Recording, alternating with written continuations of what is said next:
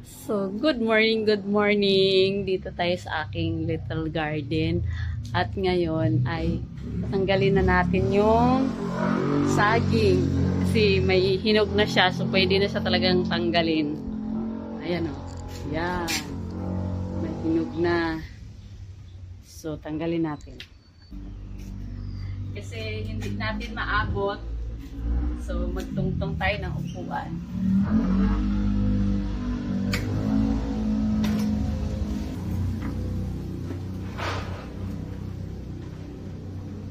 Bigat siguro nito, no?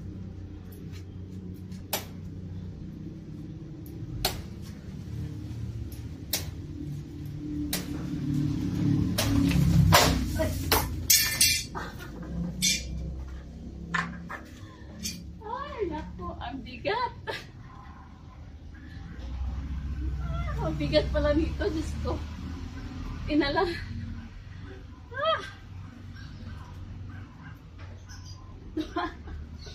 Buti na lang hindi ako nasugatan. Ah.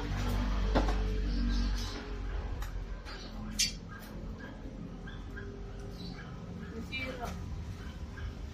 Wala kasi akong kasama dito. Ako lang po nag-umpisa.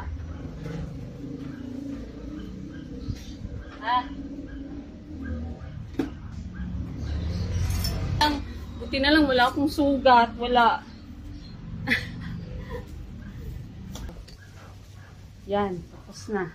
So, ilalagay ko to sa loob, tapos antayin ko kung may hinog. At tawa ako sa nangyari sa akin. Pag nahinog na, so, kunin mo na lang para ihain sa gustong kumain. So, yung katawan ba ng saging na pinagkunan ng bunga niya, kailangan pa bang ikat to? Kasi ako gusto ko siyang ikat dahil nakaharang na siya sa daanan. So, ikakat natin.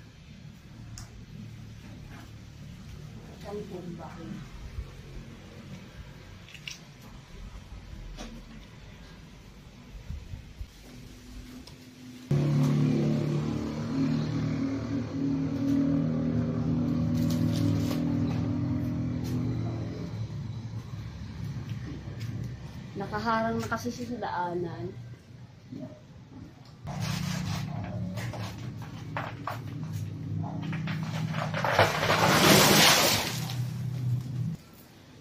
Ayan.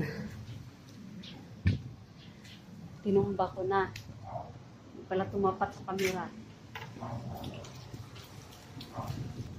Yung ano ng saging, yung sa gitna ng saging, di ba yun yung tinitinda sa palengke, nagugulay? So, try natin to. First time ko kasi. Ayan. Alam mo yung bunga, ang lalaki niya talaga. Oh, ang laki. Sobrang laki. Tapos, ano pa?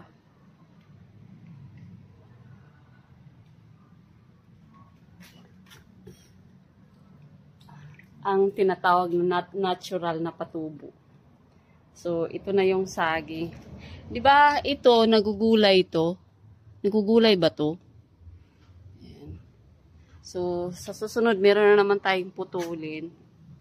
Ayan. Pero, matagal-tagal pa yan. Tagal pa natin yung mapuputol. So, ito muna yung gagawin ko para maayos na.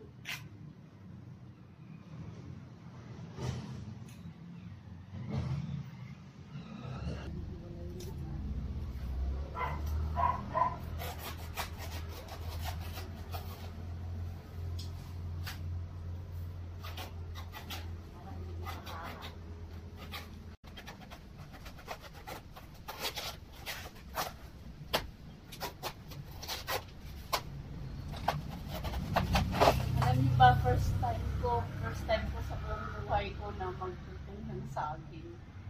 Kahit laki probinsya ako, ngayon ko lang ito ginagawa.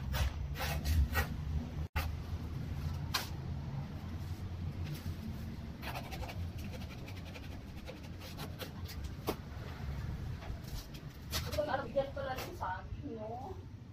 Ang bigat ng bigat.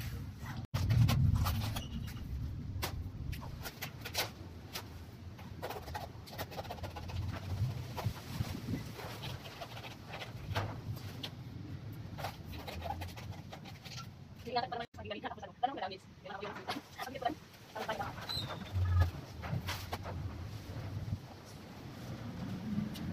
kukuha tayo dito. Kunin natin itong magagawang gulay. Ayan.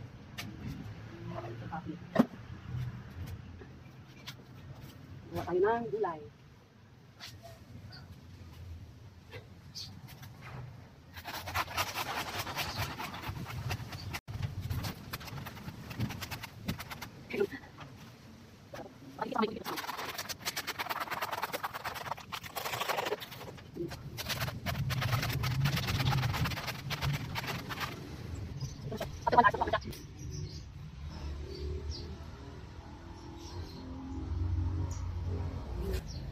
Ito na yun.